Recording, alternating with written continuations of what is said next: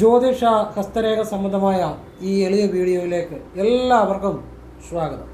ഇന്ന് പറയാൻ പോകുന്നത് ഈ ഒരു വസ്തു വീട്ടിൽ സൂക്ഷിച്ചാൽ വീട്ടിലേക്ക് വലിയ സമ്പത്ത് വന്നു ചേരുമെന്നുള്ളതാണ്. ഇപ്പോൾ എന്താണ് ആ വസ്തു എന്ന് ഞാൻ പറഞ്ഞുതരാം. ഇത് നിങ്ങൾക്കെല്ലാവർക്കും ചെയ്യാവുന്ന കാര്യമാണ്. വീട്ടിൽ വെക്കാം, ഒരു കച്ചവട സ്ഥാപനമുണ്ട് അവിടെ വെക്കാം. വലിയ സമ്പത്ത് വീട്ടിലേക്ക് വന്നു ചേരുമെന്നുള്ളതാണ്. അപ്പോൾ അതിനെക്കുറിച്ച് ഞാൻ വിശദമായിട്ട് പറയുന്നുണ്ട്, പറഞ്ഞുതരാം. ഇത് എങ്ങനെ സൂക്ഷിക്കണമെന്നുള്ളത് പറഞ്ഞു തരാം. എല്ലാവർക്കും ചെയ്യാവുന്ന കാര്യമാണ്. വിളക്ക് വെക്കുന്നിടത്ത് ഇത് വെച്ച് കഴിഞ്ഞാൽ എന്തൊക്കെ അതെല്ലാം വിശദമായിട്ട് പറഞ്ഞുതരാം കേട്ടോ. അതിനു മുമ്പ് ഒരു കാര്യം പറയുകയാണ്, നേരിട്ട് കൺസൾട്ടിംഗ് ഇല്ല, വാട്സപ്പ് വഴി മാത്രമേ ഉള്ളൂ. സംഖ്യാജ്യോതിഷം, ഹസ്തരേഖ, ഗ്രഹനില, ഇതൊക്കെയാണ് ഞാൻ വിശകലനം ചെയ്യുന്നത്. നിങ്ങൾക്ക് ചെയ്യാൻ താല്പര്യമുള്ളവർ വാട്സപ്പ് ഇടുക, ഫ്രീ ആകുമ്പോൾ ഞാൻ റിപ്ലൈ തരും. എല്ലാവർക്കും റിപ്ലൈ തരാൻ പറ്റത്തില്ല, കാരണം ഒരുപാട് മെസ്സേജുകളൊക്കെ വരുന്നത്. പറ്റുന്നവർക്ക് റിപ്ലൈ തരും. ഞാൻ നല്ല കാര്യങ്ങൾ മാത്രമേ പറയാറുള്ളൂ. ക്ഷേത്രത്തിൽ ചെയ്യാവുന്ന, വീട്ടിൽ ഏതൊരാൾക്കും ചെയ്യാവുന്ന ലളിതമായ നല്ല കാര്യങ്ങൾ, അത് ചെയ്താൽ ഗുണം മാത്രമേ ഉണ്ടാകത്തുള്ളൂ. എന്ന് വെച്ചാൽ ഒരു ക്ഷേത്രത്തിലേക്കുള്ള നല്ല ലളിതമായ വഴിപാടുകളും ഒരാൾ സ്വയം ചെല്ലാവുന്ന നല്ല മന്ത്രങ്ങളും പ്രാർത്ഥനകളും ഒക്കെ പറയാറുള്ളൂ. അപ്പോൾ അത് ഒരു തവണ ചെയ്തുകൊണ്ട് ഫലം ഉണ്ടാകണമെന്നില്ല, ചിലപ്പോൾ ആവർത്തിക്കേണ്ടി വരും. അവിടെ കൊടുക്കേണ്ട ഒരു വിശ്വാസമുണ്ട്. പിന്നെ അതോടൊപ്പം നമ്മൾ പ്രവർത്തിക്കുകയും കൂടെ വേണം, അപ്പോഴാണ് ഫലം ഉണ്ടാകുന്നത്. അപ്പോൾ അത് ആവശ്യമുള്ളവർ ചെയ്യുക, അല്ലാത്തവർ ചെയ്യേണ്ട, അത്രയേ ഉള്ളൂ. ഞാൻ അങ്ങനെയാണ് ചെയ്യുന്നത്. പിന്നെ ഫോൺ വിളിച്ചാൽ കിട്ടത്തില്ല, നേരിട്ട് വന്നാലും നോക്കാൻ സമയമില്ല, കാരണം വാട്സപ്പിലെ വർക്ക് തന്നെ സമയത്തിന് തീരുന്നില്ല. എൻ്റെ മൊബൈൽ കംപ്ലൈൻ്റ് ആയിരുന്നു, അതുകൊണ്ട് ഇന്നലെ ഞാൻ വീഡിയോ ഇട്ടില്ല. ഇന്നും മൊബൈലിൻ്റെ കംപ്ലൈൻറ്റ് ചെറിയ രീതിയിലുണ്ട്, പൂർണ്ണമായിട്ട് മാറിയിട്ടില്ല. അതുകൊണ്ട് എൻ്റെ പ്രവർത്തനങ്ങളൊക്കെ ഒരു ചെറുതായിട്ട് തടസ്സപ്പെട്ടിരിക്കുകയാണ്. എങ്കിലും ഞാൻ വീഡിയോ അങ്ങ് ഇടുന്നതേ ഉള്ളൂ. അപ്പോൾ എല്ലാവരും ഈശ്വരൻ അനുഗ്രഹിക്കട്ടെ എന്ന് പ്രാർത്ഥിക്കുന്നു. ഭഗവാന്റെ അനുഗ്രഹം എല്ലാവർക്കും ഉണ്ടാകട്ടെ എന്ന് പ്രാർത്ഥിച്ചുകൊണ്ട് എനിക്ക് ശരിയെന്ന് തോന്നുന്ന അനുഭവമുള്ള നല്ല കാര്യങ്ങൾ പറഞ്ഞുതരാം. ഇതെല്ലാവർക്കും പ്രയോജനപ്പെടുന്നതാണ്. വളരെ ലളിതമായി ആർക്കും ചെയ്യാവുന്ന കാര്യമാണ്. വീട്ടിൽ ചെയ്യാം, ഓഫീസിൽ ചെയ്യാം, എവിടെ വേണമെങ്കിലും ചെയ്യാം. വളരെ വലിയ ഒരു ദിവസം കൊണ്ട് സമ്പത്ത് വരുമെന്നൊന്നുമല്ല. നിത്യേന ചെയ്താൽ ശത്രുദോഷങ്ങൾ മാറിക്കിട്ടും. ശത്രുദോഷങ്ങൾ 7 അയൽപക്കത്ത് വരത്തില്ല, എന്ന് വെച്ചാൽ സമയദോഷം. ഈ ആരെന്ത് നമുക്കെതിരെ എന്ത് തരമുള്ള പ്രവർത്തനങ്ങൾ ചെയ്താലും നമുക്ക് ഏക്കത്തില്ല. മാത്രമല്ല അതുപോലെ സമ്പത്തും ഐശ്വര്യമൊക്കെ ഇത് ദിവസങ്ങൾ കൊണ്ടുള്ള പ്രാർത്ഥനയും പ്രവൃത്തിയും വിശ്വാസം പോലൊക്കെ ഇരിക്കും, നമുക്ക് വന്നു ചേരുമെന്നുള്ളതാണ്. അപ്പോൾ ഇത് വിശദമായിട്ട് പറഞ്ഞു തരാം. എല്ലാവരും ഈശ്വരൻ അനുഗ്രഹിക്കട്ടെ, എല്ലാവർക്കും ദൈവാനുഗ്രഹം ഉണ്ടാകട്ടെ എന്ന് പ്രാർത്ഥിക്കുന്നു. ഇത് ഏതൊരാൾക്കും ചെയ്യാവുന്ന ലളിതമായ ഒരു കാര്യമാണ്. ഇത് വേലാണ്, വേല്, മുരുകൻ്റെ വേല് കണ്ടല്ലോ, ചെറുതായത് കണ്ടോ, ഇത്രയേ ഉള്ളൂ. ഞാനിപ്പോൾ അടുത്ത് കാണിക്കും വലുതായിട്ട് പോകുന്നതാണ്. ഇത് ഓൺലൈനിൽ മേടിക്കാൻ കിട്ടും. ഇത് 2 വേലിനൊക്കെ ഞാൻ മേടിച്ചത് 199 രൂപയേ ഉള്ളൂ. 200 പോലും ആയില്ല, 199. 2 വേലിന് 199 രൂപയേ ഉള്ളൂ. ഞാൻ മേടിച്ച കാര്യമാണ് പറഞ്ഞത്. അപ്പോൾ നിങ്ങൾക്ക് ആവശ്യമുണ്ട് മേടിക്കാതെ മേടിക്കാതിരിക്കുക. ഞാൻ എൻ്റെ കാര്യം പറഞ്ഞതേ ഉള്ളൂ. അപ്പോൾ ഇത് ഞാൻ എൻ്റെ ഇവിടെ ഓഫീസിൽ വെച്ചിട്ടുണ്ട്. അപ്പോൾ അത് നിങ്ങൾക്ക് ആവശ്യമുണ്ടെങ്കിൽ ചെയ്യുക. അപ്പോൾ എൻ്റെ അനുഭവമാണ് ഞാൻ പറഞ്ഞു തരുന്നത് കേട്ടോ. ഇത് കണ്ടോ വേല്. അപ്പോൾ ഇത് നിങ്ങളൊരു വേല് മേടിക്കുക, 2 കിട്ടും. ഇത് പിന്നെ ഇച്ചിരി പച്ചരി, ഇത് കണ്ടോ പച്ചരിയാണ്. ഇതുപോലുള്ളൊരു പാത്രം, ഒന്നുകിൽ ചെറിയ പാത്രം കേട്ടോ, ഒന്ന് ഇതുപോലുള്ളൊരു പാത്രം, അല്ലെങ്കിൽ ഒരു ഗ്ലാസ്സോ, ഏത് തരത്തിലുള്ള ചെറിയ പാത്രമാണേലും മതി. എൻ്റെ ഇപ്പോൾ ഇത്രയും പാത്രം എൻ്റെ ഇരിക്കുന്നത്, അതുകൊണ്ട് ഞാൻ ഉപയോഗിച്ചതേ ഉള്ളൂ. അതിൻ്റെ അത് പച്ചരി ഇടുക.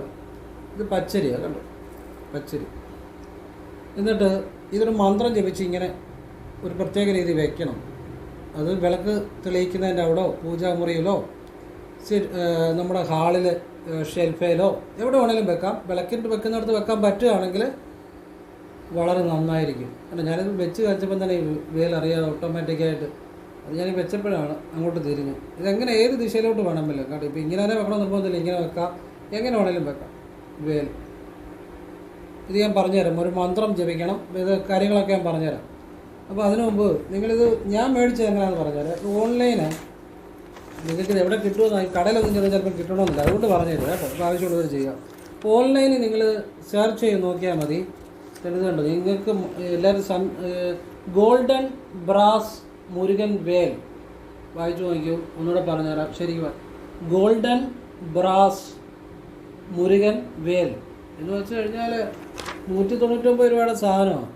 ഇത് ഈ ചെറിയ ഗോൾഡൻ നിറമെന്ന് അതിൻ്റെ അർത്ഥം കേട്ടോ. ഗോൾഡൻ ബ്രാസ് എന്ന് വെച്ചാൽ ഗോൾഡൊന്നുമല്ല, ഗോൾഡ് നിറമുള്ള ബ്രാസ് തന്നെ ആകണമെന്നില്ല, ഇതിപ്പോൾ അല്ലാത്ത മെറ്റീരിയലൊക്കെ ആയിരിക്കും. എന്തായാലും ഇത് മതി.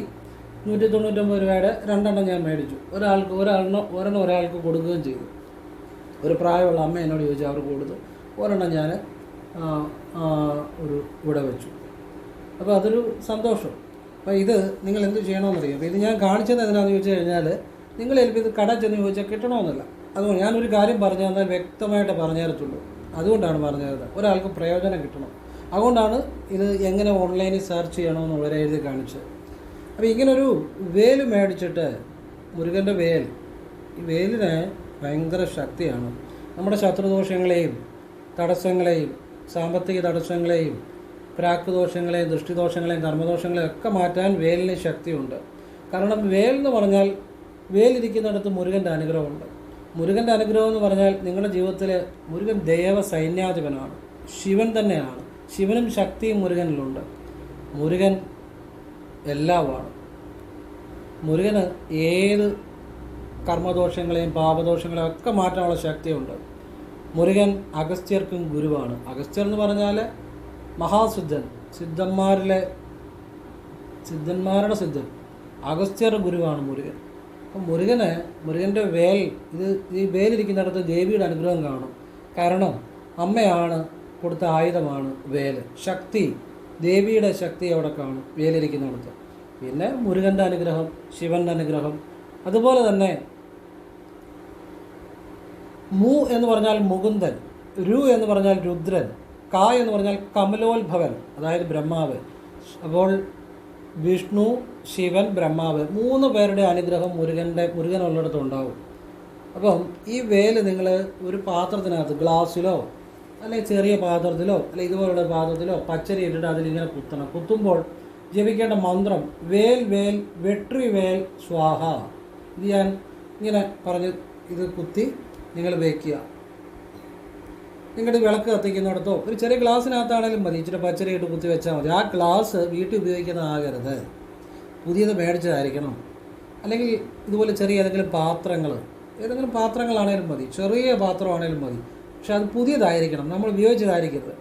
അതിനകത്ത് പച്ചരി ഇട്ട് അതിനകത്ത് ഇത് കുത്തി വെക്കുക.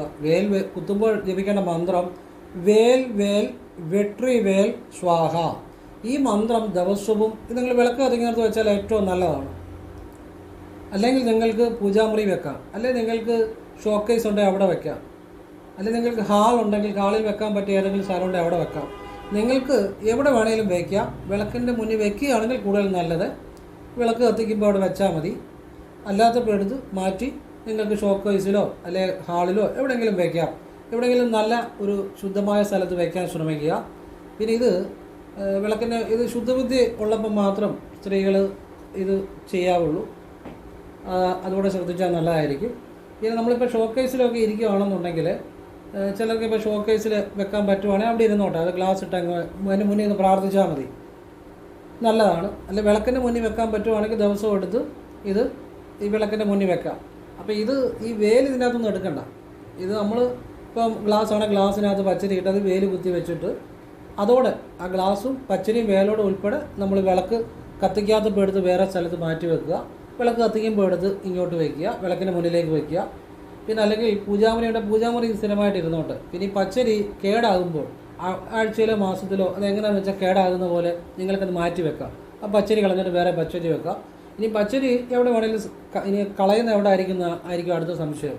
നിങ്ങളുടെ പറമ്പിലോ എവിടെയാണെന്ന് വെച്ചാൽ നമ്മളൊരു സൗകര്യപ്രദമായി കളയാൻ പറ്റുന്ന സ്ഥലത്ത് കളയാം, അതിൻ്റെ അതൊന്നും കുഴപ്പമില്ല കേട്ടോ. അങ്ങനെ ഇടയ്ക്കിടയ്ക്ക് പച്ചരി മാറ്റി വെച്ചോണം. ആഴ്ചയിലോ മാസത്തിലോ കേടാകുമ്പോൾ അറിയാമല്ലോ, കാണുമ്പോൾ അത് കേടാകുന്ന ഒരവസ്ഥ വരുമ്പോൾ മാറ്റി വെക്കുക, അത്രയേ ഉള്ളൂ. അപ്പോൾ ദിവസം രാവിലെ കുളി കഴിഞ്ഞ് വന്നിട്ട് ഇതിൻ്റെ ഈ വേലിന് മുന്നിൽ നിന്ന് വേൽ വേൽ വെട്രി വേൽ സ്വാഹ എന്ന് മന്ത്രം ജപിക്കണം. അതിനു മുമ്പ് ആദ്യം ഓം ശരവണ ഭവ ജപിക്കണം, മുരുക മുരുക മുരുക മുരുക മുരുക ജപിക്കണം. പിന്നെ വേൽ വേൽ വെട്രി വേൽ സ്വാഹ ഇത് ജപിക്കണം. അപ്പോൾ ഇത് നിങ്ങളുടെ ഓഫീസ് സ്ഥാപനത്തിൽ വെക്കാം, വീട്ടിൽ വെക്കാം, എവിടെ വേണമെങ്കിലും വെക്കാം. യാതൊരു തരത്തിലുള്ള ശത്രുദോഷങ്ങൾ എന്നുവെച്ചാൽ സമയദോഷങ്ങൾ, പാപദോഷങ്ങൾ, കർമ്മദോഷങ്ങൾ, തടസ്സങ്ങൾ, നമുക്കെതിരെ വരുന്ന ഏതൊരു തരം പ്രവർത്തനങ്ങളെല്ലാം ഭഗവാന്റെ വേലിൽ നിന്ന് തടുത്ത് അത് തിരിച്ചു വിടാനുള്ള കഴിവുണ്ട്. നമ്മൾ കേൾക്കത്തില്ല. മാത്രമല്ല വലിയ സമ്പത്തും ഐശ്വര്യവും ഒക്കെ ഭഗവാന്റെ അനുഗ്രഹം കൊണ്ട് നമ്മളിലേക്ക് എത്തിച്ചേരും എന്നുള്ളതാണ്. ഒരു ബിസിനസ് സ്ഥാപനത്തിൽ വെക്കുക, അല്ലെങ്കിൽ വീട്ടിൽ വയ്ക്കുക, ആ വീട്ടിലേക്ക് സമ്പത്തും ഐശ്വര്യവും ഒക്കെ കടന്നു വരും എന്നുള്ളതാണ്. അപ്പം നമുക്കൊരു സംരക്ഷണം കൂടാണ് ഈ മുരുകൻ്റെ വേൽ എന്ന് പറയുന്നത്. ചെറിയ കാര്യമില്ല, ഇത് വലിയ കാര്യം തന്നെയാണ്. ഇത് ഏതൊരു വീട്ടിൽ വെച്ചാലും ആ വീട്ടിൽ സമാധാനം, സന്തോഷം, ഐശ്വര്യം ഒക്കെ ഉണ്ടാകും. മാത്രമല്ല ഭഗവാന്റെ സംരക്ഷണവും ഉണ്ടാകും. നമുക്ക് അതൊരു വലിയ കാര്യമാണ് സംരക്ഷണം എന്ന് പറഞ്ഞാൽ. ഭഗവാൻ എല്ലാ ആപത്തുകളിൽ നിന്നും നമ്മളെ സംരക്ഷിക്കും. നമുക്ക് തൊഴിലുയർച്ച, സാമ്പത്തിക അഭിവൃദ്ധി, വീട്ടിൽ സമാധാനം, സന്തോഷം. ആ വീട്ടിൽ ഏതെങ്കിലും നെഗറ്റീവ് ശക്തികളുണ്ടെങ്കിൽ എന്ന് വെച്ചാൽ ചില വീടുകൾ ഇപ്പം ദുർമരണം നടന്ന വീടുകളുണ്ട്. അങ്ങനെ ചില നെഗറ്റീവ് ഒരു ഊർജ്ജം ഉണ്ടെങ്കിൽ അതൊക്കെ ഈ വേൽ വെക്കുന്നതോടെ അവിടെ നിന്ന് പടിയിറങ്ങിപ്പോവും. അത് പോയി കഴിയുമ്പോൾ തന്നെ കലഹങ്ങൾ മാറും. അവിടെ ഒരു സമാധാനം ഉണ്ടാകും, സന്തോഷം ഉണ്ടാകും, ഐശ്വര്യം ഉണ്ടാകും. ഭഗവാന്റെ അനുഗ്രഹം അവിടെ വന്നു കഴിയുമ്പോൾ തന്നെ ആ വീട്ടിലെ അവസ്ഥ അങ്ങ് മാറും. അപ്പോൾ നിങ്ങൾ ദിവസവും രാവിലെ കുളി കഴിഞ്ഞ് ജപിക്കുക, വേണം സന്ധ്യയ്ക്കും ജപിക്കാം, നല്ലതാണ്.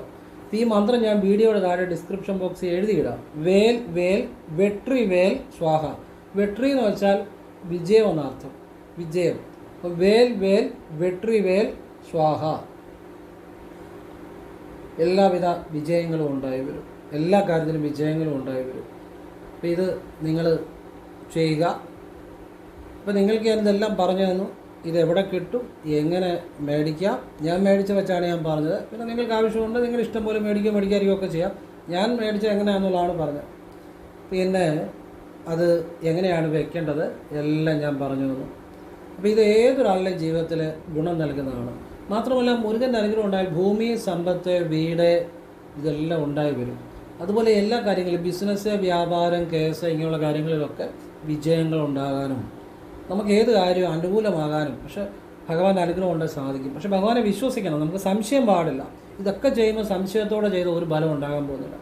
നമ്മുടെ ഉള്ളിൻ്റെ ഉള്ളിൽ നിന്ന് ഭഗവാനെ എന്നുള്ള നിഷ്കളങ്കമായ ഭക്തിയിൽ ചെയ്താൽ അത് ജീവിതം മാറ്റും.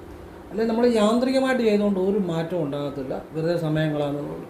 നിഷ്കളങ്കമായ ഭക്തിയോടെയും ആത്മാർത്ഥതയോടെയും എനിക്ക് ജീവിതത്തിൽ മാറ്റം ഉണ്ടാകണം, രക്ഷപ്പെടണമെന്നുള്ള ഒരു ആത്മാർത്ഥമായ ചിന്തയോടുകൂടി ചെയ്താൽ ഭഗവാൻ എല്ലാം നൽകും. പറഞ്ഞാൽ മനസ്സിലായല്ലോ. അപ്പോൾ അത് നിങ്ങളെല്ലാ ജീവിതത്തിൽ പ്രയോജനപ്പെടുന്ന കാര്യമാണ് ഭഗവാന്റെ ഇത്.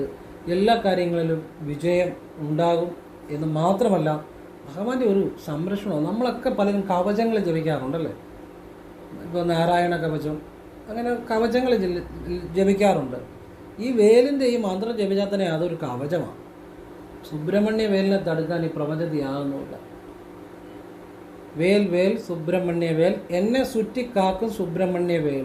അത് മറ്റൊരു മന്ത്രം.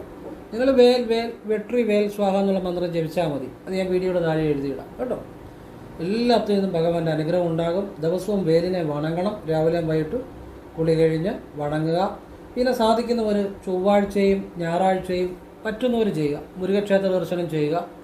ഭഗവാന് ചൊവ്വാഴ്ച ത്രിമധനത്തിന് രസീത് എടുത്ത് ഓം ശരവണ ഭവ ജപിച്ച് 6 വലത്ത് വെച്ച് നടക്കി വെക്കുക. ഭഗവാനെ എന്നെ രക്ഷപ്പെടുത്തണം, സമ്പത്ത് നൽകണമെന്ന് പറയുക. ഓം ശരവണ ഭവ എന്നുള്ള വാഗുണ്ടോ മനസ്സിലോ ജപിക്കുക. ഇത് സാധിക്കുന്ന പോലെ ആവർത്തിക്കുക. ഒരു തവണ ചെയ്തുകൊണ്ടൊന്നും മാറ്റം ഉണ്ടാകണമെന്നില്ല. ചിലർക്ക് ഒരു തവണ ചെയ്താലും മാറ്റം ഉണ്ടാകുന്നവരുമുണ്ട്. പക്ഷേ നമ്മൾ സാധിക്കുന്ന പോലെ ആവർത്തിക്കണം. അവനവൻ്റെ ആവശ്യം പോലെ, ആവശ്യം ഉണ്ടെങ്കിൽ ആവർത്തിക്കുക. ഏതൊരു കാര്യം ആവർത്തിക്കുന്നതുകൊണ്ട് അത് കൂടുതൽ ഗുണമുണ്ടാകും, അത് നിലനിൽക്കാനും ഒക്കെ ഉപകരിക്കുക. അവനവൻ്റെ ആവശ്യം പോലെ ചെയ്യുക. പിന്നെ ഞായറാഴ്ച കുമാരസൂക്ത അർച്ചനയ്ക്ക് രസീത് എടുത്ത് ഓം ശരവണ ഭവ ജപിച്ച് 6 വലത്ത് വെച്ച് 6ാമത്തെ വലത്തിന് നടക്കി വെച്ച് ഭഗവാനെ എനിക്ക് സമ്പത്ത്, ഐശ്വര്യം, ഉയർച്ച, എല്ലാ കാര്യങ്ങളിലും വിജയം, ആയുരാരോഗ്യ, സമ്പൽ സമൃദ്ധി എന്ത് പ്രാർത്ഥിച്ചാലും ആയുരാരോഗ്യ, സമ്പൽ സമൃദ്ധിയും കൂടെ പ്രാർത്ഥിച്ചോണം കേട്ടോ. സമ്പത്ത് പ്രാർത്ഥിച്ചാലും ഐശ്വര്യം, ഉയർച്ച, വിജയം എല്ലാം പ്രാർത്ഥിച്ചാലും അവസാനം ആയുരാരോഗ്യ, സമ്പൽ സമൃദ്ധി എന്നിവിടെ പ്രാർത്ഥിച്ചോണം. വേണ്ട കാര്യങ്ങളെല്ലാം പ്രാർത്ഥിച്ചിട്ട് നമ്മൾ കുമാരസൂക്താർച്ചനയുടെ രസീത് നടക്കി വെക്കുക. വെച്ച് കഴിഞ്ഞാൽ ഉടനെ പിന്നെ അതേക്കുറിച്ച് ചിന്തിക്കരുത്. ചിന്തിച്ചാൽ സംശയമുള്ളതുകൊണ്ടാണ്. നമ്മൾ വെച്ചു, പിന്നെ അതേക്കുറിച്ച് ഉടനെ അത് ചിന്തിക്കരുത്. അങ്ങനെ ഞായറാഴ്ചകൾ സാധിക്കുന്ന പോലെ ആവർത്തിക്കുക. അപ്പോൾ നമ്മൾ ഭഗവാനോട് ചിലപ്പോൾ നമുക്ക് തൊഴിലുയർച്ച, നമുക്ക് ചില കാര്യങ്ങളിൽ വിജയം, ഇതൊക്കെ പ്രാർത്ഥിക്കും. അതൊക്കെ പ്രാർത്ഥിച്ചു കഴിഞ്ഞാൽ അവസാനം നമ്മുടെ ഒരു പ്രത്യേക ആവശ്യം ചിലപ്പം പറയും. അത് കഴിഞ്ഞാൽ അവസാനം നമ്മളെല്ലാവരും പൊതുവായിട്ട് പ്രാർത്ഥിക്കേണ്ട ഒരു കാര്യമാണ് ഭഗവാനെ ആയുരാരോഗ്യ, സമ്പൽ സമൃദ്ധിയും ഭഗവാന്റെ സഹായവും എന്നും ഉണ്ടാകണം. അങ്ങനെ കൂടെ പ്രാർത്ഥിച്ചേ നിർത്താവുള്ളൂ കേട്ടോ. അപ്പോൾ ഇത് നിത്യേന നിങ്ങൾ ചെയ്യുക. ജീവിതത്തിൽ എല്ലാം ഉണ്ടായി വരുമെന്നുള്ളതാണ്. എല്ലാ ഐശ്വര്യങ്ങളും ഉണ്ടായി വരുമെന്നുള്ളതാണ്.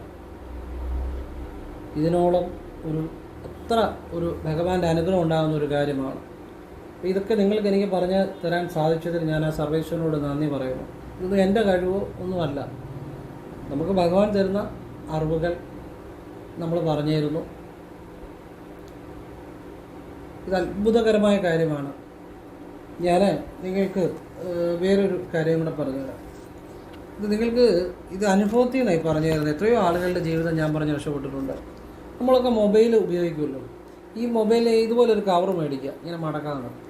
എന്നിട്ട് നിങ്ങളിവിടെ മൊബൈൽ ഇതിൻ്റെ അകത്ത് വെക്കുമല്ലോ.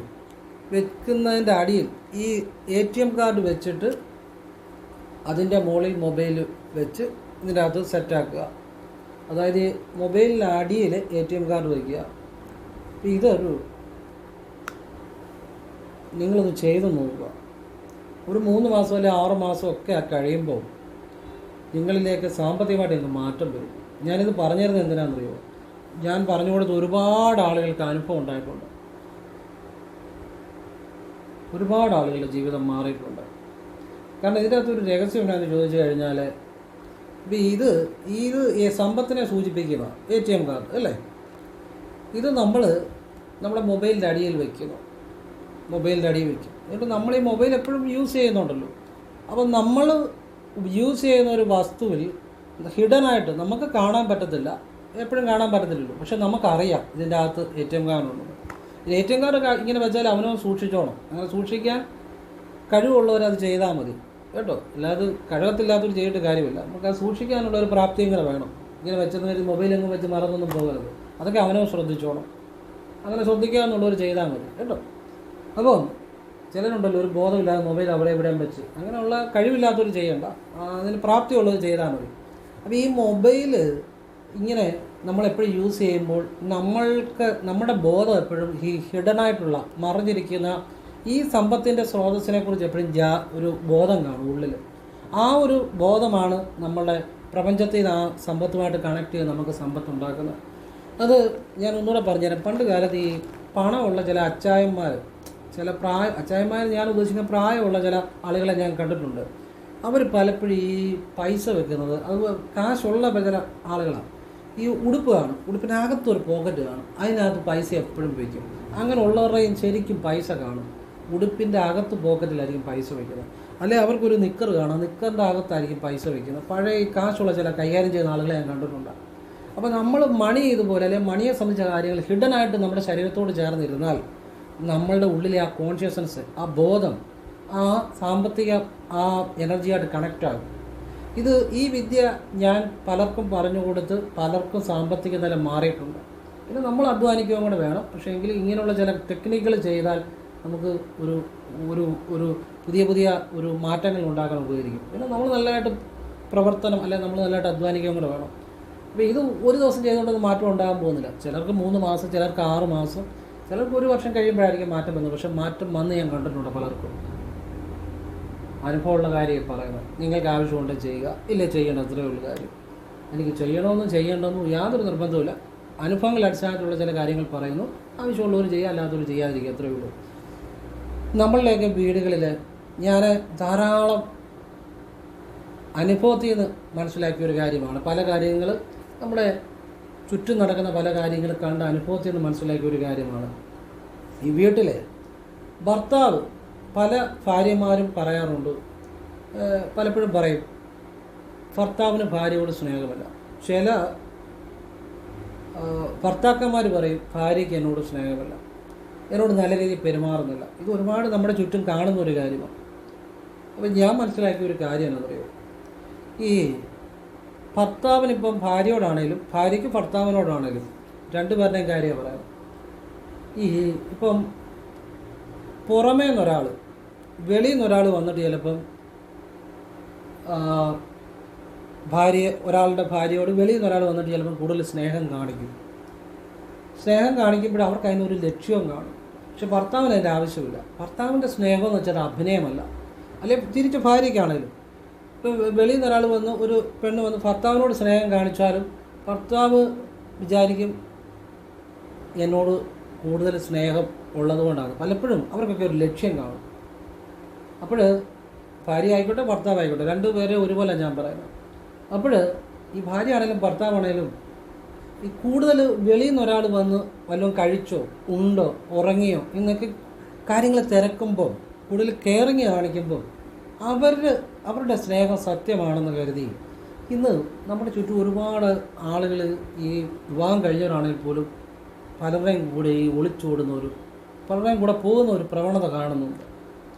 ഒരുപാട് അങ്ങനെ സംഭവങ്ങൾ ഈ ടി വിയിലാണെങ്കിലും പത്രത്തിലാണെങ്കിലും നമ്മുടെ ചുറ്റുമാണെങ്കിലും നമ്മൾ കേൾക്കുന്നുണ്ട്. അങ്ങനെയുള്ള കാര്യങ്ങൾ ഒരുപാട് നടക്കുന്നുണ്ട്. ഇവിടെയൊക്കെ സംഭവിക്കുന്ന ഒരു കാര്യം എന്താണെന്നറിയോ, എനിക്ക് മനസ്സിലായ ഒരു കാര്യമാണ് പറയുന്നത്. ശരിയോ തെറ്റോ നിങ്ങൾക്ക് ഇഷ്ടമുണ്ട് സ്വീകരിക്കല തള്ളിക്കല, എനിക്ക് തോന്നിയൊരു കാര്യമാണ് പറയുന്നത്. ഒന്നാമത്തെ കാര്യം, ഈ ഭർത്താവിനൊരിക്കലും ഭാര്യയുടെ മുന്നിൽ സ്നേഹം അഭിനയിക്കേണ്ട കാര്യമില്ല. ഭാര്യയ്ക്കൊരിക്കലും ഭർത്താവിൻ്റെ മുന്നിൽ സ്നേഹം അഭിനയിക്കേണ്ട കാര്യമില്ല. അത് സത്യസന്ധമാണ്. അവിടെ എപ്പോഴും കഴിച്ചോ ഉണ്ടോ ഉറങ്ങിയോ ഇതൊന്നും ചോദിക്കേണ്ട കാര്യമില്ല. അങ്ങനെ ഒരു അഭിനയത്തിൻ്റെ കാര്യമല്ല.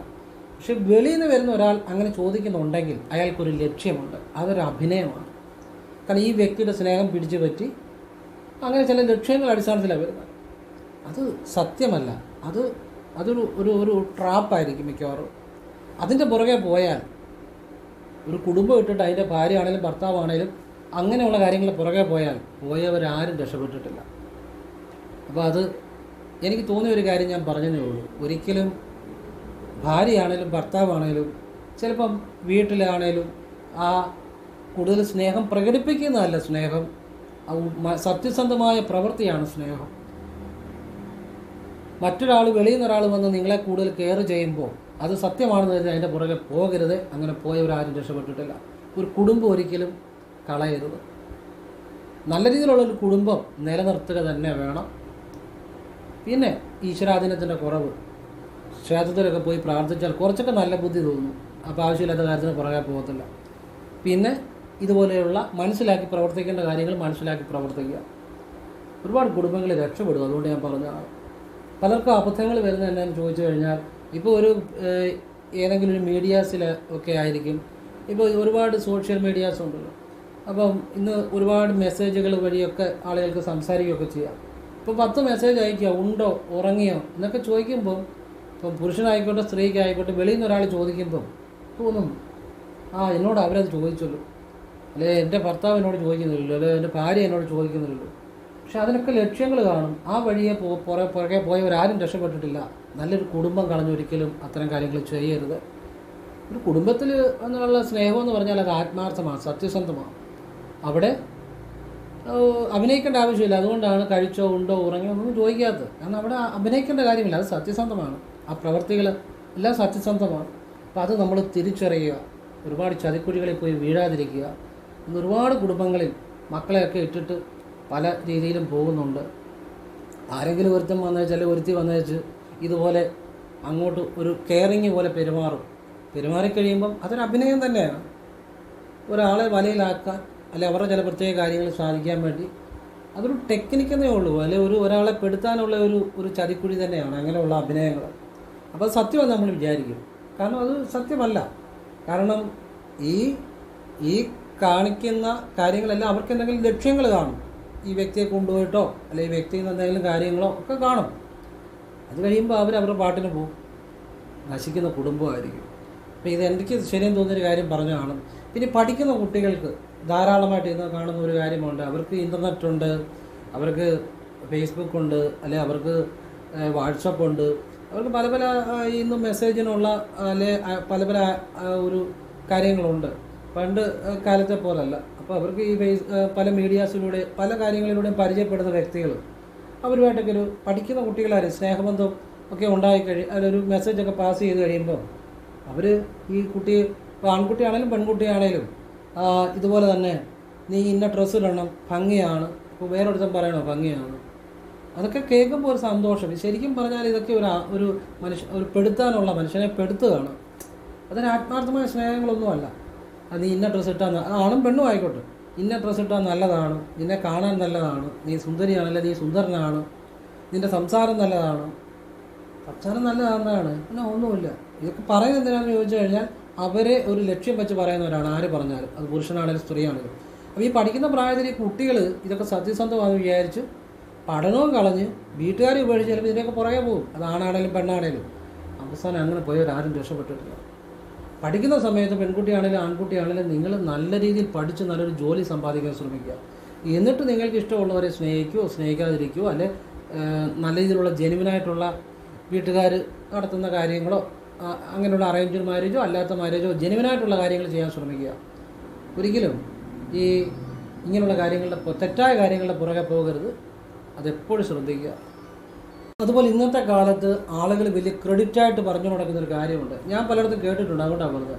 ഞാൻ എൻ്റെ ഒരൊറ്റ ബന്ധുക്കളെ എൻ്റെ വീട്ടിൽ കയറ്റത്തില്ല. വലിയ ക്രെഡിറ്റായിട്ടാണ് പറയുന്നത്. എല്ലാത്തിനും ഞാൻ ഓടിച്ചു വിടും. വലിയ ഒരു ഹീറോ ആയിട്ടോ ശുദ്ധ മണ്ടനാണ് അല്ലെങ്കിൽ ശുദ്ധ മണ്ടത്തരാണ് പറയുന്നത്. ബന്ധുക്കൾ എപ്പോഴും ഉണ്ടാകണം. അത് ഞാൻ അതിൻ്റെ കാര്യം പറഞ്ഞുതരാം. എന്നിട്ട് നിങ്ങൾ കേട്ടിട്ട് നിങ്ങൾ ഇഷ്ടമുണ്ടെങ്കിൽ സ്വീകരിക്കാതെ തള്ളിക്കളയുക. കാര്യമുണ്ടെങ്കിൽ സ്വീകരിച്ചാൽ മതി. ബന്ധുക്കൾ എപ്പോഴും വേണം. ബന്ധുക്കൾ എന്ന് പറഞ്ഞാൽ ആരാ? നമ്മുടെ രക്തബന്ധം തന്നെയാണ്. അവർ നമ്മളുമായിട്ട് ബന്ധം സ്ഥാപിച്ചവരാണ്. നമ്മൾ അവരുമായിട്ടൊരു ബന്ധമുണ്ട്. അതുകൊണ്ടാണ് ബന്ധുക്കൾ എന്ന് പറയുന്നത്. നമ്മൾ അവരെ സ്നേഹിക്കുന്നതോടൊപ്പം അല്ലെ അവർ നമ്മളെ സ്നേഹിക്കുന്നതോടൊപ്പം നമുക്ക് മൊത്തത്തിൽ ഒരു സംരക്ഷണവും കൂടെ എല്ലാവർക്കും കിട്ടും. അവർക്കും കിട്ടും, നമുക്കും കിട്ടും. ബന്ധുബലം എപ്പോഴും വേണം. അത് വേണ്ടെന്ന് പറയുന്നവൻ വിഡ്ഢി തന്നെയാണ്. അതിൻ്റെ പോരായ്മ ജീവിതത്തിലുണ്ടാകും. നമുക്ക് ബന്ധുബലം ആവശ്യമാണ്, ബന്ധുക്കളെ ആവശ്യമാണ്. അതുകൊണ്ട് ഒരുപാട് ഗുണങ്ങളുണ്ട്. ഒറ്റയ്ക്ക് ഇപ്പം നമ്മൾ ഒരു കമ്പെടുത്ത് കഴിഞ്ഞാൽ പെട്ടെന്ന് ഓടിക്കാം. ഒരു കൂട്ടം കമ്പെടുത്ത് നമുക്ക് ഓടിക്കാൻ പറ്റുമോ? ഇല്ല.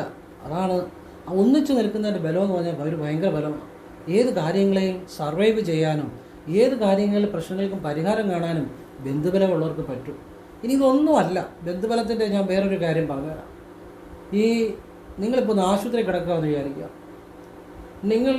നിങ്ങളെ പ്രത്യേകിച്ച് മക്കളെല്ലാം വിദേശത്താണെന്ന് വിചാരിച്ചു. നിങ്ങളുടെ എത്ര അടുത്ത സുഹൃത്തുക്കളാണേലും ഒരു ദിവസം ചിലപ്പോൾ ആശുപത്രി നിൽക്കും, ചിലപ്പോൾ 2 ദിവസം നിൽക്കും. അത് കഴിയുമ്പോൾ അവൻ്റെ പണി നോക്കിപ്പോയി. ബന്ധുവാണെങ്കിൽ ചിലപ്പോൾ നിങ്ങൾ അവരോടും നല്ല രീതിയിൽ നിൽക്കണം. അങ്ങനെ ഉണ്ടെങ്കിൽ ചിലപ്പോൾ ബന്ധു ചിലപ്പോൾ നിങ്ങളെ ഡിസ്ചാർജ് ചെയ്യുന്ന വരെ നിങ്ങളുടെ കൂടെ നിൽക്കുന്നിരിക്കും. അങ്ങനെയുള്ള ഒരുപാട് സംഭവങ്ങൾ എനിക്കറിയാം. അവരെന്തിനു വേണ്ടിയാണ്? അവരൊന്നിനും വേണ്ടിയല്ല. അതാണ് ആ ബന്ധു എന്ന് പറഞ്ഞാൽ ബന്ധുതയുടെ ബലം. അല്ലാതെ ഈ കൂട്ടുകാരോ അല്ലെ എത്ര വലിയ ആളുകളോ എന്ന് പറഞ്ഞാലും നിങ്ങളെ സ്നേഹിക്കുന്നു എന്ന് നിങ്ങൾ വിചാരിക്കുന്ന ആളുകളും ചിലപ്പോൾ നിങ്ങളുടെ കൂടെ ആശുപത്രിയിൽ നിൽക്കണമെന്നൊന്നുമില്ല. ചിലപ്പം വന്നു ഒരു ചായ വല്ല മേടിച്ചു തരും, അല്ലെങ്കിൽ കുറച്ച് ആപ്പിൾ മേടിച്ച് തരും, അല്ലെങ്കിൽ കുറച്ച് കഷ്ടമുണ്ട് വളരെ മോശമായിപ്പോൾ എന്ന് പറഞ്ഞ് കുറച്ച് കാര്യങ്ങളൊക്കെ പറഞ്ഞിട്ട് അവരവരുടെ പാട്ടിന് പോകും. പക്ഷേ ബന്ധുബലമുള്ള ഒരു വ്യക്തിക്ക് ഒരിക്കലും ആരെങ്കിലുമൊക്കെ അവരുടെ കൂടെ കാണും. അത് നിങ്ങൾക്കൊരു ബുദ്ധിമുട്ട് വരും, മനസ്സിലാവും. ചിലപ്പോൾ മക്കളൊക്കെ വെളിയിലുമൊക്കെ ആയിരിക്കും, ആരും കാണത്തില്ല. ബന്ധുബലം വേണം, അത് എപ്പോഴും വേണം. അത് ഇന്നത്തെ കാലത്ത് ആളുകൾക്ക് പലരും പറഞ്ഞ് ഞാൻ കേട്ടിട്ടുണ്ട്, എന്നാ ബന്ധുക്കൾ അതിനെക്കാളും നല്ലത് മറ്റവരാണ്. എല്ലാവരും വേണം, പക്ഷെ എന്നാലും ബന്ധുക്കളെ പുച്ഛിക്കരുത്. കാരണം ബന്ധുക്കൾ ആവശ്യമാണ്. പിന്നെ നമ്മൾ അയൽവക്കാരും മറ്റുള്ളവരും സ്നേഹിതരും ഒക്കെ ആവശ്യമാണ്. പക്ഷെ ബന്ധുക്കളെ നമ്മൾ വളരെ പുച്ഛത്തോടെ കാണരുത്. അങ്ങനെയുള്ള പലരും ഉണ്ട്. എൻ്റെ ബന്ധുക്കളെയൊക്കെ ഞാൻ വീട്ടിന് പഠിക്കാത്ത കാര്യത്തിൽ എന്ന് പറയുന്നത് വലിയ ഹീറോയെപ്പോലെ ലോകം മണ്ടനാണ്. കാരണം അതിൻ്റെ അർത്ഥം എന്താണെന്ന് ചോദിച്ചാൽ അവനതിൻ്റെ വില അറിയത്തില്ലെന്ന് അതിൻ്റെ അർത്ഥം. അവൻ്റെ അവസ്ഥയും നാളെ അതിനെക്കാട്ടും കഷ്ടമായിരിക്കും. ഇപ്പം ഈ കൂട്ടുകാരൊന്നും അല്ലെ സ്നേഹിതരൊന്നും പറഞ്ഞാൽ എപ്പോഴും ഒന്നും കൂടെ നിൽക്കത്തൊന്നുമില്ല. അവർക്ക് അവരുടേതായ പല കാര്യങ്ങളുണ്ട്. പക്ഷെ ഒരു ബന്ധുവാണെങ്കിൽ അവനൊരു മാനസികമായിട്ട് തന്നെ ഒരു ബന്ധമുണ്ട്. രക്തബന്ധത്തിനുപരി ആ ഒരു ബന്ധമാണ്, ഒരു റിലേഷൻ. അതുകൊണ്ടാണ് ബന്ധുക്കൾ എന്ന് പറയുന്നത്.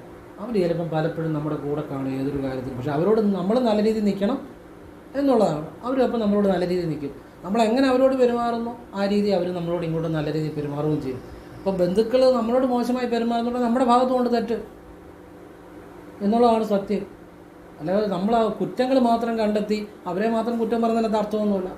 നമ്മുടെ ഭാഗത്തുകൊണ്ട് തെറ്റ് അത് മനസ്സിലാകണമെന്നുണ്ടെങ്കിൽ നമ്മൾ നല്ല രീതി അവരോടൊന്ന് പെരുമാറി നോക്കുക. അപ്പോൾ അവരുടെ വീട്ടിലെ കാര്യങ്ങൾക്കൊക്കെ ചെന്ന് സഹകരിച്ച് നോക്കി അവർ നമ്മുടെ വീട്ടിൽ വരും. അപ്പോൾ ആ തെറ്റുകൾ പരിഹരിച്ച് മുന്നോട്ട് പോകണം. അപ്പം ഇതെനിക്ക് തോന്നിയ ചില കാര്യങ്ങളാണ് ഞാൻ പറഞ്ഞത്. കാരണം പല കുടുംബങ്ങളിലെ ഒരു നാശത്തിന് കാര്യം ഒന്നുമില്ലെങ്കിൽ ഉപദേശിക്കാൻ ഒരു അമ്മാവനോ, പണ്ട് കാലങ്ങളിൽ എന്ന് പറഞ്ഞാൽ കുട്ടികളൊക്കെ ഒരു പരിധി വരെ ഒരു മോശം കാര്യത്തിലേക്ക് പോകാതിരിക്കാൻ കാര്യം വീട്ടിലൊരു അമ്മാവൻ കാണും. ആരോടാ വീട്ടിൽ കയറി പോടാ. ചിലപ്പോൾ അമ്മയും അച്ഛനും ഒന്നും പറയണമെന്നില്ല. ചിലപ്പോൾ അമ്മാവനെ പേടിയായിരിക്കും. ഇന്നിപ്പോൾ അമ്മാവനൊന്നും ഇല്ല, അമ്മാവനെ ഒന്നും ആരും മൈൻഡ് ചെയ്യത്തില്ല. കാരണം ഞാൻ അച്ഛനും അമ്മയും തന്നെ പറഞ്ഞു കൊടുക്കും. അവൻ പോയി പണി നോക്കാൻ പോകും, നമ്മൾ അവനോട്ട് ഒരു പണിയും വേണ്ട. ഇതൊക്കെയാണ് പിള്ളേർക്ക് പറഞ്ഞു കൊടുക്കുന്നത്. അതിൻ്റെ കാര്യം വെച്ചാൽ ഈ പിള്ളേരെ ആരും നിയന്ത്രിക്കാനോ പിള്ളേർക്ക് ആരും പേടിയോ ഇല്ല. പറഞ്ഞാൽ മനസ്സിലായില്ലേ? അങ്ങനെ പണ്ട് കാലങ്ങളിൽ ഈ ഇത്രയും പിള്ളേർ ഒരു മോശം കൂട്ടുകെട്ടുകളിലൊക്കെ അന്നും പോകുന്ന കുറവായിരുന്നു. ഇപ്പം പത്രങ്ങളെടുത്താൽ എപ്പോഴും പല കൂട്ടുകെട്ടുകളിൽ പോവുക, പല കാര്യങ്ങളിൽ പോവുക, അല്ല ടി വി ന്യൂസൊക്കെ നമ്മൾ കാണുന്നതാണ്. കുട്ടികൾ അവരവരുടെ വഴിയിൽ അങ്ങ് പോവുക, അവരെ നിയന്ത്രിക്കാൻ ആരുമില്ല. അച്ഛനും അമ്മയ്ക്കും പ്രാപ്തിയില്ല, ചോദിക്കുകയും വേണ്ട. പണ്ടൊക്കെ ബന്ധുക്കൾ ആരെങ്കിലും ഇത് കാണുന്നു, അല്ലെങ്കിൽ പിള്ളേർ മോശമായിട്ട് തെറ്റായ വഴിയിൽ പോകുന്ന ബന്ധുക്കൾ കാണുന്നു, അവരിവരെ ഉപദേശിക്കുന്നു. ബന്ധുക്കളെ ഇവർക്ക് സ്നേഹവും ഭയവും ഉള്ളതുകൊണ്ട് അവർ കുറച്ചൊക്കെ അവരെ അനുസരിക്കുന്നു. അങ്ങനെയുള്ള വീടുകളിലൊക്കെ വലിയ പ്രശ്നങ്ങളില്ലാതെ വലിയ ആപത്തുകളിൽ പോകാതെ പോകും. ഇപ്പോൾ ബന്ധുക്കളോട് തന്നെ മോശമായിട്ട് പെരുമാറുക, ബന്ധുക്കളെ അകറ്റി നിർത്തുവാണെങ്കിൽ, ഏതെങ്കിലും ഒരു ബന്ധുവാണെങ്കിൽ പോലും ഒരു പയ്യനോ ഒരു പെൺകുട്ടിയോ മോശം ഒരു രീതിയിലേക്ക് പോകുന്ന കണ്ടാൽ പോലും അവർ പറയത്തില്ല. അവിടെയാണ് പ്രശ്നം വരുന്നത്. നമുക്കെല്ലാവരെയും ആവശ്യമാണ്. ബന്ധുക്കളെ ആവശ്യമാണ്, സ്നേഹിതരെ ആവശ്യമാണ്, അയൽപക്കക്കാരെ ആവശ്യമാണ്, എല്ലാവരെയും ആവശ്യമാണ്. ഈ പല ആളുകളും വർത്തമാനം പറയുമ്പോൾ തന്നെ വലിയ ക്രെഡിറ്റ് പോലെ എന്നോട് ഞാൻ കേട്ടിട്ടുണ്ട് പറയുന്നത്. ഒരുത്തനെ എൻ്റെ വീട്ടിലോട്ട് കയറ്റത്തില്ല ബന്ധുക്കളെ. പക്ഷെ അവൻ്റെയൊക്കെ ഒരു ജീവിതം എന്ന് പറഞ്ഞാൽ അതേ രീതിയിലായിരിക്കും. അതിന് ബുദ്ധിമുട്ട് വരും എന്തായാലും. കാരണം നമ്മളെ ജീവിതത്തിൽ ആവശ്യമുള്ള പല കാര്യങ്ങളും. മനുഷ്യനൊരു സമൂഹ ജീവിയാണ്, അവനിതെല്ലാം ആവശ്യമാണ്. പക്ഷെ മൃഗങ്ങളെ സംബന്ധിച്ച് അതൊന്നും ആവശ്യമില്ല. അവർ പ്രത്യുൽപാദനം നടത്തുന്നു, അതിൻ്റെതായ വഴിയിൽ പോകുന്നു. അവർക്ക് അങ്ങനെ ഈ കെട്ടുപാടുകളൊന്നും മൃഗങ്ങൾക്കോ മറ്റു ജന്തുക്കൾക്കോ ഇല്ല. മനുഷ്യന് തന്നെ ബുദ്ധിവികാസം ഉണ്ടായതുകൊണ്ടാണ് ആ മനുഷ്യന് ഇത്രയും സ്നേഹബന്ധങ്ങളും ഒക്കെ ഉണ്ടാകുന്നത്. അപ്പോൾ മനുഷ്യനൊരു സമൂഹ ജീവിയാണ്, അവനിതൊക്കെ ആവശ്യമാണ്. അവന് നമ്മുടെ അച്ഛൻ, അമ്മ, സഹോദരന്മാർ, അമ്മാവൻ, അല്ലെങ്കിൽ അമ്മായി, ഇങ്ങനെ ഒരുപാട് ബന്ധങ്ങളാണ് അവനെ നിലനിർത്തുന്നത്. അതൊന്നും ഇല്ലെങ്കിൽ അവനൊന്നും അല്ല, അവന് ഒരു ഒറ്റപ്പെടലുണ്ടാവും. അതുപോലെ അല്ലാതെ അവൻ നേടിയാൽ എന്ത് നേടിയാലും അത് ആ ഒരു എല്ലാവരും ഒരു ആസ്വദിക്കുന്നതിന് അത്രയും ഒരു ജീവിതത്തിന് ഒരു സൗന്ദര്യവും ഒരു ഭംഗിയും ഒരു സന്തോഷവും ഉണ്ടാകത്തില്ല, എന്തൊക്കെ ജീവിതത്തിൽ നേടിയാലും. അപ്പോൾ എനിക്ക് ശരിയെന്ന് തോന്നിയ ചില കാര്യങ്ങളാണ് പറഞ്ഞത്. നിങ്ങൾക്ക് ഇഷ്ടമുണ്ടെങ്കിൽ സ്വീകരിക്കുക, അല്ലെങ്കിൽ നിങ്ങൾക്ക് തള്ളിക്കളയാം. എല്ലാവരും ഈശ്വരൻ അനുഗ്രഹിക്കട്ടെ. എൻ്റെ അഭിപ്രായങ്ങൾ പറഞ്ഞതേ ഉള്ളൂ. ഓം കൃഷ്ണായ നമഃ. ശിവോഹം. ശിവശിവ.